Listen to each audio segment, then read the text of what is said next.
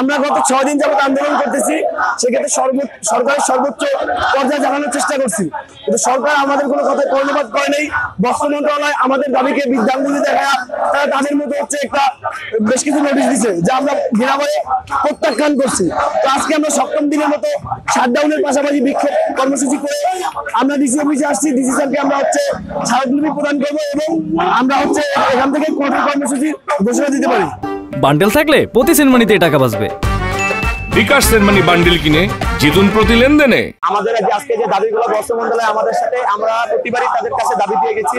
দাবি দিয়ে যাওয়ার পরও তারা প্রতিবার টালবাহানা করতেছে আমাদের সাথে। গত পরশুদিন তাদের বিবৃতিতে স্পষ্ট তারা টালবাহানার কথা উল্লেখ করেছে, যেটা আমরা একটু পর তাদের যে বিবৃতি সেটা আমরা জনসম্মুখে সেটা পড়াবো। আমাদের এটা আজকে কার্যক্রমের মধ্যে আছে এবং আমরা আমাদের দাবিগুলো যেন দ্রুত মেনে নেয়, এর জন্য আজকে আমাদের যে জেলা প্রশাসক স্যার তার কাছে আমরা স্মারকলিপি দিচ্ছি।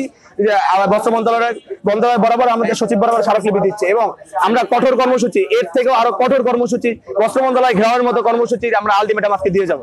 7 দিন ধরে আমাদের ক্যাম্পাস শাটডাউন আছে, বর্তমানে অব্যাহত আছে, অব্যাহত থাকবে যতক্ষণ পর্যন্ত আমাদের দাবিগুলো মেনে নেওয়া হবে।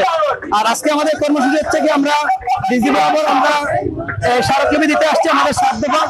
এর মাধ্যমে আমরা বস্ত্র মন্ত্রণালয় আশা করি ওনারা পাঠাবে।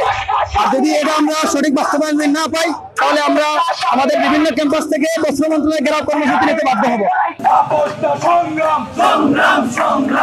শিক্ষা নিয়ে টালবাহানা চলবে না, চলবে না।